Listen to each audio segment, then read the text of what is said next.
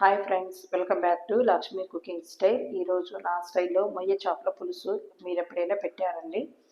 నేనైతే ఇంట్లో ఎక్కువగా ఈ మొయ్య చేపలతో పులుసు పెడుతూ ఉంటాను. టేస్ట్ అయితే చాలా బాగుంటుంది. ఎప్పుడైనా మీరు ఈ మొయ్య చేపలతో పులుసు అనేది పెట్టకపోతే ఒక్కసారి ఇలా నేను చేసిన ప్రాసెస్లో ట్రై చేయండి. చాలా చాలా బాగుంటుంది. ముందుగా నేను ఇక్కడ 1 కేజీన్నర వరకు మొయ్య చేపలను తీసుకొని ఉప్పు, పసుపు, నిమ్మరసం వేసుకొని నీట్గా క్లీన్ చేసి తీసుకున్నాను.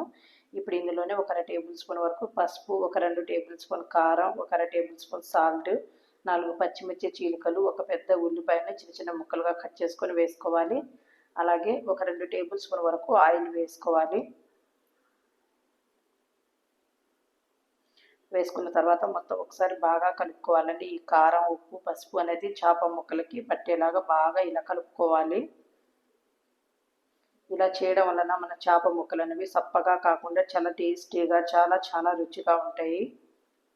ఇలా మన చేప ముక్కలకి ఉప్పు, కారం పట్టించడం వలన పులుసు కూడా చక్కగా పడుతుంది. ఇప్పుడు ఇలా కలుపుకున్న తర్వాత 1 పెద్ద నిమ్మకాయ సైజంతా చింతపండుని నానబెట్టుకొని చింతపండు రసాన్ని ఈ చేప ముక్కల్లో పోసుకోవాలి.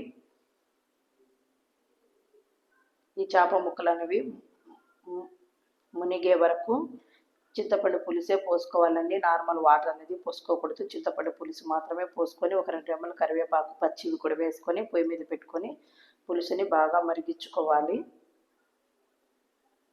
మధ్య మధ్యలో ఇలా ఒక క్లాత్ పట్టుకొని వీడియోలో చూపిస్తున్న విధంగా తిప్పుకుంటూ చేప ముక్కలను ఉడికించుకోవాలి. గరిటె అనేది పెట్టకూడదు. ఇప్పుడు మసాలా కోసం ఒక చిన్న మిక్సీ జార్ తీసుకొని 2 చిన్న అల్లం ముక్క, 2 వెల్లుల్లి రెమ్మలు, కొంచెం కొబ్బరి, అలాగే 2 టేబుల్ స్పూన్ ధనియాల పొడి, కొంచెం జీలకర్ర పొడి వేసుకొని మెత్తగా మిక్సీ వేసుకొని చేపల పులుసు అనేది బాగా ఉడికిపోయిన తర్వాత మనం ఈ మసాలాని వేసుకోవాలి. మసాలా వేసుకున్న తర్వాత మళ్ళీ ఒకసారి ఈ కూరని బాగా ఇలా కలిపేసుకోవాలి. ఇప్పుడు ఇందులో ఫైనల్గా నేను వాము వేస్తున్నానండి. వాము లేనిది మేము చేపల కర్రీ అనేది చేసుకోము.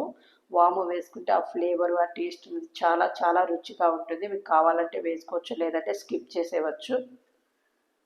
వాము వేసుకున్న తర్వాత కొంచెం ఫ్రెష్గా ఉన్న కొత్తిమీరని కూడా కట్ చేసుకొని వేసుకొని మొత్తం ఒకసారి బాగా కలిపేసుకుంటే మన మొయ్య చేపల పులుసు అయితే రెడీ అయిపోతుందండి. నార్మల్ వాటర్ అనేది ఈ పులుసులో పోసుకోకూడదు. ఓన్లీ చింతపండు పులుసు వేసుకొని చేసుకుంటే టేస్ట్ అనేది చాలా చాలా రుచిగా ఉంటుంది. చూశారు కదా, మన మొయ్య చేపల పులుసు అయితే రెడీ అయిపోయింది. నచ్చితే ఒక్కసారి ట్రై చేయండి. ఈ వీడియో కనుక మీకు నచ్చితే నా ఛానల్ని సబ్స్క్రైబ్ చేయండి, లైక్ చేయండి, షేర్ చేయండి.